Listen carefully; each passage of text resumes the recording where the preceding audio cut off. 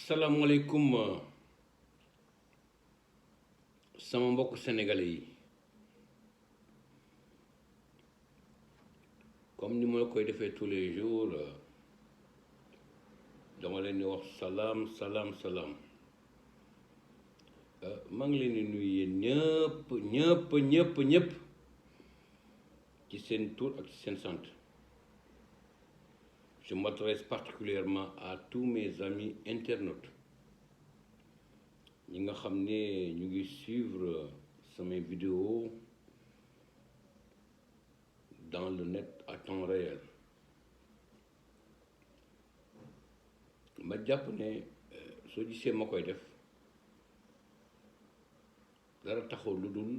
pour yee askan bi, pour alerter askan bi, pour que ensemble ñu discuter xool lan mooy tax Sénégal jëm kanam.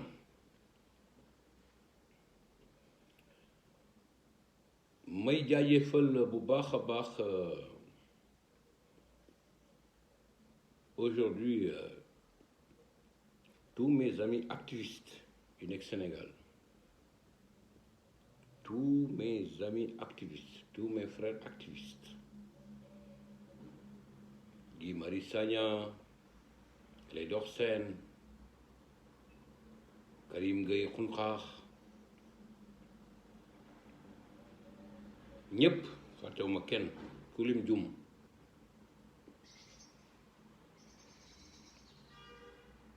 Il faudrait que la lutte continue. fàttewuma aussi activistes yi nga xam ne ñu ngi en Europe, aux États-Unis, en Italie, fàttewuma kenn.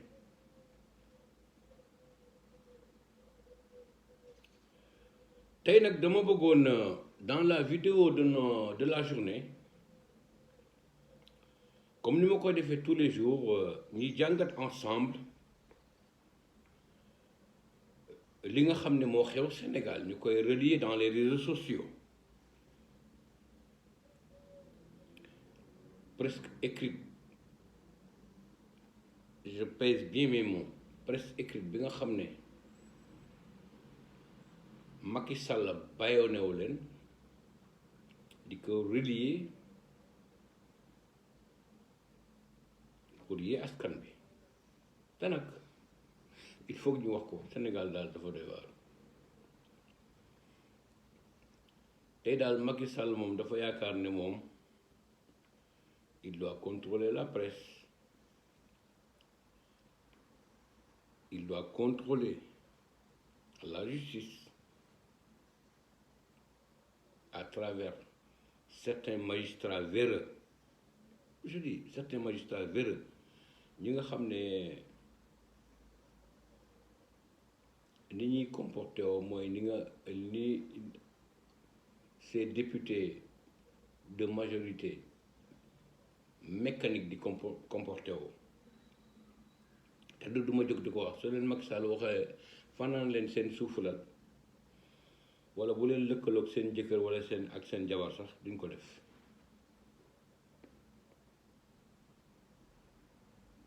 te muy dëgg.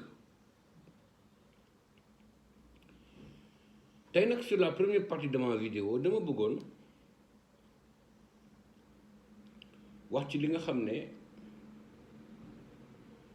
mooy le programme décennal pour la lutte contre l'inondation. Programme décennal pour la lutte contre l'inondation mooy programme bi nga xam ne gouvernement bi tegoon na ko pour lutter contre l'inondation au Sénégal. Inondation mooy mbënd mi ci gàttal, ba ñi nga xam ne dégguñu nasaraan. gaa nag ma jàpp ne am na lu ci gouvernement bi def, am na li ci empereur Sall moom ak ay ñoñam. duma jóg di ko wax nga xam ne ci ay toppale ay luubal ak ay fen rek li ñuy dox, am na lu ñu ci def te nag ak lu mu bon bon tamit comme ni ma koy waxee tous les jours rek wax lu baax lu nit def du yàq dara ci lu mu baax li ngay def te muy dëgg. mais ci biir loolu yëpp dafa am benn mbir boo xam ne dafa ma ci jaaxal ils ont injecté ñoom ñoo wax 291 milliards pour la lutte contre l'inondation mu nekk un programme boo xam ne soo ko xayma tollu woon na plus de 700 milliards ñoom ñu génn ne def nañ te réalisation def nañ te réalisation def nañ te réalisation ñu koy rafetlu mais encore une fois ma bëggoon interpeller le ministre Omar Gueye, je dis bien le ministre Omar Gueye bi nga xam ne moom moo yore fànn boobu. Le Sénégal, les Sénégalais demandent plus de précision, plus de clarté, plus de transparence. jóg rek ne def naa nangam dafa yomb trop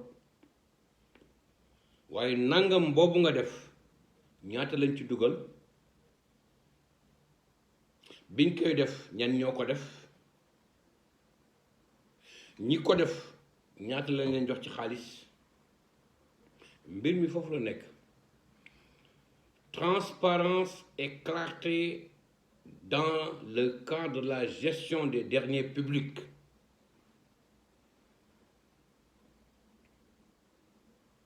Comme dañu nekk ci dëkk boo xam ne tey ñi nga xam ne moom la fi Macky Sall teg buuru Fatick ak bu Sénégal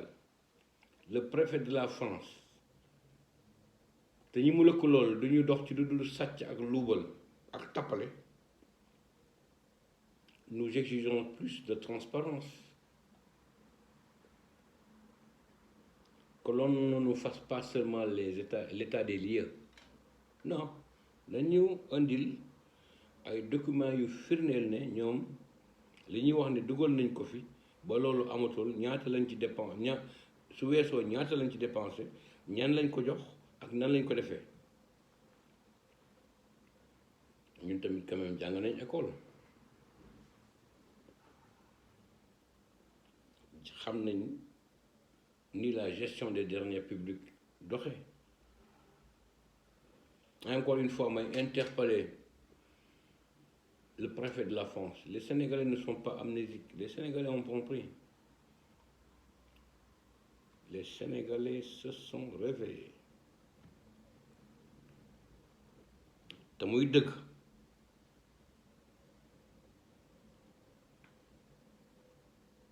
def nañ ci sortie ñu ngi wax def nañ ci un programme boo xam ne am ay logement mais encore bëggoon neex aussi xam logement yooyu ñan lañ ko jox. comme nag ñoom dañoo dem ba ci seeni biir luubal ak ci seeni benn kàcc emploi yi nga xam ne dañoo waroon jàppoon ne dañ ko waroon taxawal au niveau de l'administration ñu bëgg ci quota. man jàpp naa ne soo demee sax gis nga logement yooyu seeni militant APR lañ ko jox de te loolu mooy dox Sénégal ak ñi lëkkaloog ñoom nekk ay leader d'opinion bëgg kër wala seeni mbokk bëgg kër. C'est comme ça que ça se passe à tout moment. Il y a une corruption boo xam ne foo ko nattu weesu na foofu au Sénégal. Je suis vraiment désolé.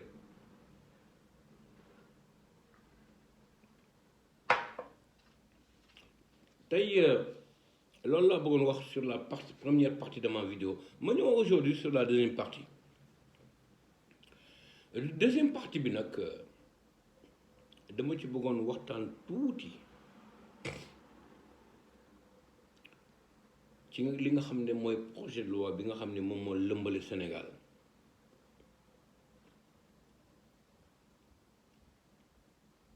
et je pense que yoon la képp kuy activiste képp kuy panafricaniste képp kuy sénégalais laay wax képp kuy sénégalais war nga ci wax mooy tey waxoon naa ko démb dinaa ko waxate ndëgg sërëxal yi nga xam ne Macky Sall proposé na ko ci projet de loi boobu pour noot askanam bëgg ci jaaree pour daganal góor jigéen ngàllawaay sëriñ ci am ngeen ci wàllu de dafa am benn xëyit boo xam ne yéen a ko xaatimoon ne nangu leen mbir moomu am Sénégal nañ ko criminaliser ñun suñu demee ba am tolluwaay boo xam ne ñu ngi alerter peuple bi pour xamal leen li nga xam ne moom la empereur Sall bëgg a def ah gisaguma ko ci def sorti de wala ku ci wax sëriñ si moo tax may wax gis nañ nag temps yi les partis d'opposition sont en train de faire les plateaux c'est une très bonne chose ñu ngi génn ku nekk ngi wax ci problème mu loi bi nga xam ne moom la Macky Buur Sall jàllale pour notre Sénégal waaye mënuñu teree wax de ñun dañuy wax ba dugg boîte vocale fu mu yem neex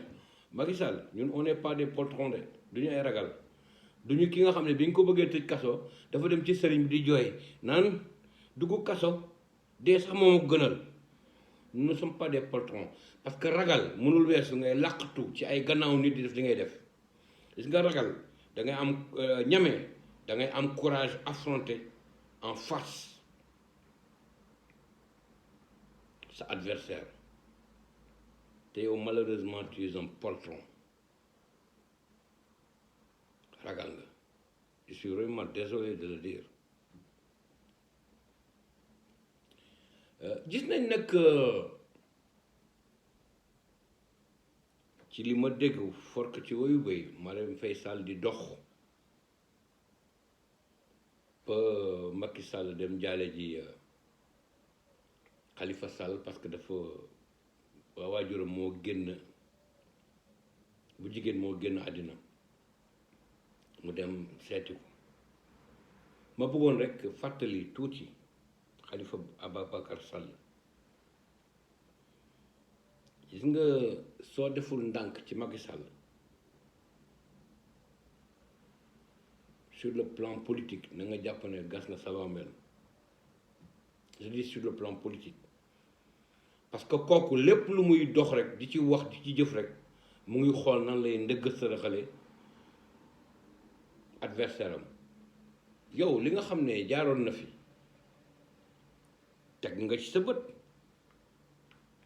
Sénégalais yi xam nañ ne liñ la doon jiiñ bi nga nekkee ci mairie de Dakar amul ay fen la gaa mu jaral ko mu réunir ay doomu aadama ca palais bam boobu nga xam ne moom lañ ko dénk jusqu'en 2024 te ñuy ñaan bis bu fi 2024 jeexee mu abal ñu mu fexe ba xañ la sa àq ak yelleef ñu tëj la kaso Sénégal nag moom may bëgg a jaaxal parce que xam nga lan moo fi xew mooy deele la ba pare jaale la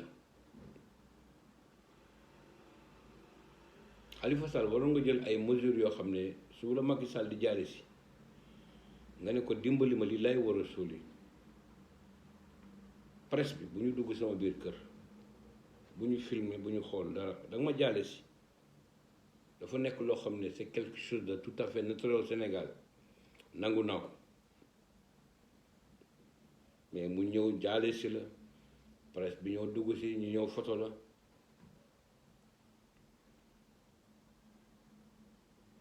fi mu nekk il est entré dans emprunter une autre voie pour t'enterrer politiquement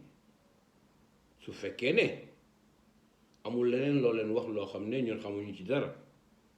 parce que nag Sénégal dafa nekk dëkk boo xam ne saa yooyu yeewu rek il y a de nouvelles surprises soo déggee ma leen koy wax je pense que le cas de Idrissa Seck, le cas de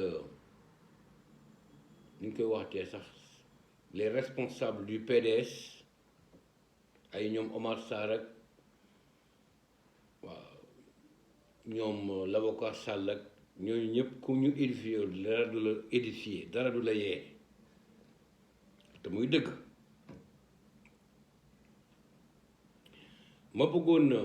encore une fois avant may terminer sama vidéo nuyu tous les Sénégalais terroristes comme Macky neen ñun ñëpp ay terroristes lañu léegi bëgg leen xamal ne le peuple est souverain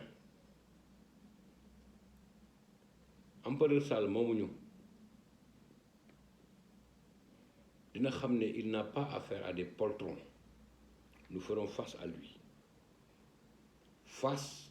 à Benno Tas Yaakaar bi ànd ak moom maa ngi leen di sant di leen gërëm di leen souhaiter une excellente journée. Alexandre, panafricaniste depuis Munich, Allemagne, jërëjëf.